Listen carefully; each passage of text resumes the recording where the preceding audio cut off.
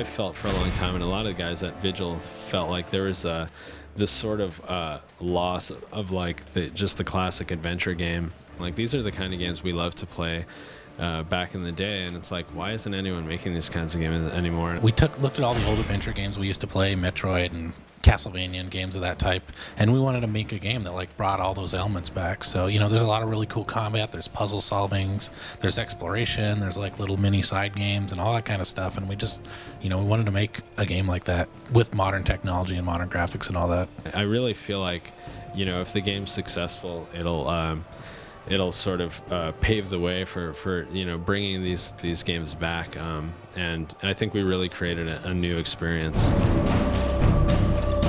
One of the big things we had to keep in mind was just that the experience always needs to be fresh. Like, the one cool thing about an adventure game is, like, everywhere you go, you got to feel like you're exploring. So if you go to a new area, it's got to look different. There's got to be new stuff to do. And so the game always has to deliver on that front. Like, the player always has new abilities to unlock. Right up to the last hour of the game, we're giving you new stuff to play with as a player. And it's like, it really never stagnates. It's constantly growing and expanding. When we set out to make the world, obviously we wanted it to be open enough that you felt like exploring mattered.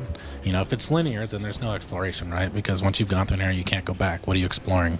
As you play through the game, you kind of unlock more and more of the world. In addition, you can go back to the areas you've been in and explore, and every time you get a new tool, a new item, like, the world just gets a little bit that much bigger and that much bigger, to the point at the end of the game, you have free reign of the entire game world. You have war's full arsenal, and you can go back and you can hunt for secrets, or you can just play through the story. You really can do whatever you want. Those who destroyed the Earth have claimed it as their own.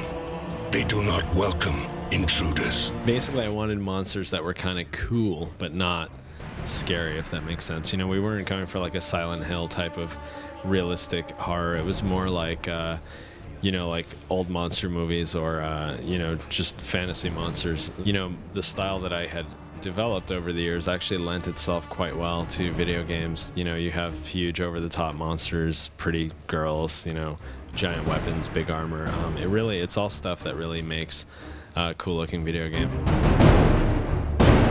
War advances a lot throughout the game. He advances through his abilities. As you collect souls, you can upgrade a lot of his powers. His weapons upgrade through not only through leveling up, but you can also add enhancements to them that actually change their properties. Every gear item in the game that is used for puzzle use also has a combat use to it. And of course, when he builds enough chaos, he has a chaos form he can go into, which physically changes War's form, and he becomes just this creature of pure chaos and rage, and it's really fun to do that. And, you know, there is a set of armor that you can acquire throughout the game as well that completely changes War's overall look. I don't think we've shown it yet, but it's definitely something that careful gamers will want to discover and unlock. It's big enough that, you know, in one playthrough, you're not going to do it all. Like, you would have to play through multiple times to really use all the different weapons at his disposal.